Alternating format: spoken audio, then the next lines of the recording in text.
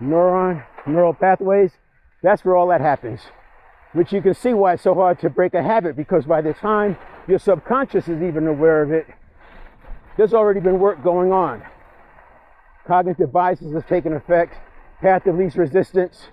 So now you're down this path of looking at how does this relate to the past, treating it as a threat. So we do exercises to change the bias from threat to neutral and even positive, so we don't always think of things as a tiger. The other thing we do is set up automatic modulation. So if you do get a triggering stimulus, you don't get triggered. You automatically modulate. And then we use things like transformational vocabulary so that you're constantly monitoring. And by the way, the regulation step 2 does a lot of the work to get you there. So then after initial detection and rapid assembly, now you have the development of it. You have the packaging or the assembly. I said rapid appraisal, yes. So now you have the assembly, and this is the assembly of the reaction. What's to figure out what's the reaction going to be. And then you have the 4th step, which is preconscious surfacing. This is just the beginning of when it's setting up the transition for the subconscious signal to convert into a thought that the mind can perceive. This is why they say the subconscious thinks in pictures and we think in thought. Now, energy is what's going through the neural pathways, and thought is energy. But our thought doesn't perceive, our conscious mind doesn't perceive what the signal means. So it converts it. Step 5 is the organizing of it and preparing to hand off the reaction to the conscious mind. Step 6 is consolidation of it, and then step 7 is the handoff.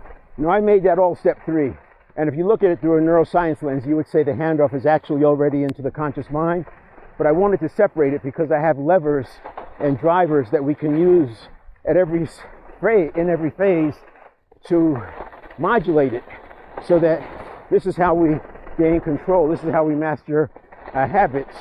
And then we have step, after that, then it goes off to the conscious mind, and there's a lot of things we can do at each one of those. As I said, we got the positivity exercise, transformational vocabulary, emotion modulation, reduction of the internal load, and then we even have prompting, like you prompt AI. It's almost like you can, well, it is, you can build a habit prompt so that the handoff from the subconscious or the network of neurons to the conscious mind is not just a handoff, it's a developed recommendation that the conscious mind is now ahead of the game. See, the network of neurons processes at 11 million bits per second. The conscious mind processes at 50 bits per second. And so if you leverage the subconscious speed of 11 million bits per second, you can have it package, instead of it recommending a reaction, you can have it recommend something that's actually aligned with your goals, your quest, and your purpose.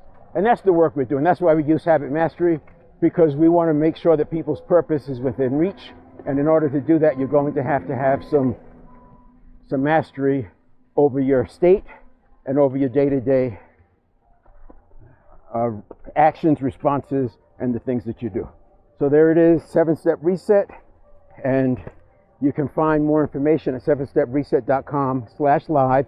I go live every morning talking about, right now I'm on a habit mastery or self-mastery. In March, I'll get to leadership, leading one-on-one, so that we build the skills to take what we know about ourselves with habit mastery, managing our own self, but then creating the environment so that it makes it easy for people to modulate and regulate themselves. And then in March, so that's February, then in March I'll get into the executive leadership, and that's one-to-many, creating a climate that leads to a high-performance environment. So tune in, again, 7stepreset.com/live. It tells you what platforms I'm on. I'm on Facebook, YouTube. I go on LinkedIn once a week, but the other platforms I go on daily, 5 days a week, Monday to Friday, usually at 7 a.m. Pacific time.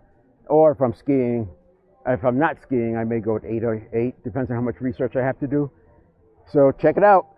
7steppreset.com/live, and you can come on stage if you want and join the conversation.